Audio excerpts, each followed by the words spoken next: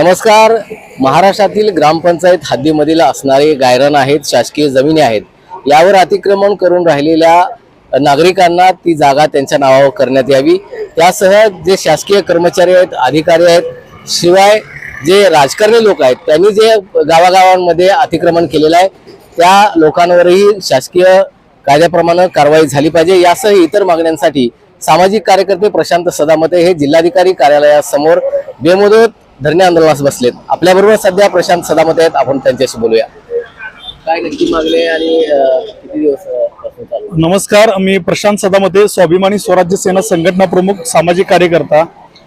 सर्वसामान्य गोरगरीब, बेघर, गरजू, कष्टकरी, मोलमजूर अशी कुटुंब वर्षानुवर्ष सांगली जिल्हा व महाराष्ट्रामध्ये गावखेड्यामध्ये अतिक्रमण करून त्या ठिकाणी आपलं वास्तव्य करत आहेत.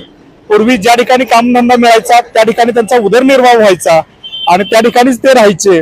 पूर्वीपासून शेतजमीन अथवा जागा नसलेले, स्वतःच्या नावानं कुठेही मालकी हक्क नसलेले, कुठेही सातबारा नसलेले अशी कुटुंब ग्रामपंचायत हद्दीमध्ये शासकीय पडजमीन असेल, गायरान असेल, गावठाण असेल व वनक्षेत्र जमिनीवरती अनेक वर्षापासून अतिक्रमण करून त्या ठिकाणी राहिलेले आहेत.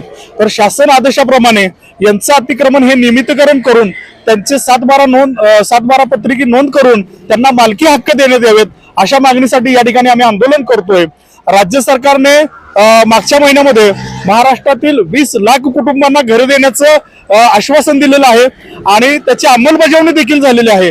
त्याबद्दल महाराष्ट्र सरकारचा आम्ही जाहीर आभार व्यक्त करतो.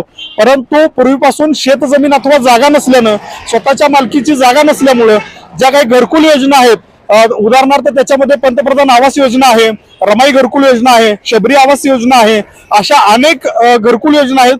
त्या योजनेचा आम्हाला फायदा घेता येत नाही, कारण का आमची स्वतःच्या मालकीची जागा नसल्यामुळं. त्यामुळे महसूलचे पुरावे नाहीत. दुसरी गोष्ट, शिक्षणामध्ये मुलांना अडचणी येत आहेत, अनेक दाखले काढायला अडचणी येत आहेत. त्यामुळं मायबाप सरकारला आमची विनंती आहे की हे जे काय अतिक्रमण आहे तर त्यांचं ते शासन नियमाप्रमाणे त्यांना मालकी हक्क देण्यात यावेत आणि सातबारा पत्रिके त्यांची नावं लावण्यात यावेत, जेणेकरून प्रत्येक जे कुटुंब आहे त्याला स्वतःचं एक हक्काचं घर मिळेल. त्याच्यानंतर आमची दुसरी मागणी अशी आहे की वर्षानुवर्ष जे भूमिहीन आहेत, ज्यांना स्वतःची जागा अथवा जमीन नाही, अशा भूमिहीन लोकांना शेतकरी सन्मान योजनेप्रमाणे त्यांना देखील प्रति महिन्याला 5,000 रुपये मिळाले पाहिजेत. त्यानंतर जे सरकारी कर्मचारी आहेत, अधिकारी आहेत, त्यांनी शासनाच्या जागा बळकावलेल्या आहेत, त्यांचं देखील अतिक्रमण काढून घेतलं पाहिजे आणि त्यांच्यावरती निलंबनाची कारवाई केली पाहिजे. तसेच हॉटेल व्यावसायिक असतील, हॉस्पिटल चालवणारे असतील, बडे उद्योजक असतील, कारखानदार असतील, भांडवलदार असतील, तसेच मोठमोठ्या संस्था, ट्रस्ट असतील, या लोकांनी सुद्धा शासकीय अनेक जमिनीवरती अतिक्रमण भरमसाठ पद्धतीने करून ठेवलेलं आहे. त्याचं देखील शासनानं मोजमाप आणि सर्वे केला पाहिजे आणि त्यांचे परवाने रद्द करून ते सुद्धा अतिक्रमण तात्काळ काढून घेतलं पाहिजे. हे बघा, ग्रामपंचायत जे अतिक्रमण धारक जी लोक राहणारे आहेत त्यांना त्या ठिकाणी पाण्याचं कनेक्शन दिलं जातं, त्यांच्याकडून घरफाळा आकारला जातो, महावितरण त्यांना लाईट देते, त्यांची रेशन कार्ड काढलेली आहेत, त्यांची मतदान कार्ड काढलेली आहेत, ग्रामपंचायत यांच्याकडून वेगवेगळ्या पद्धतीने कर सुद्धा आकारते.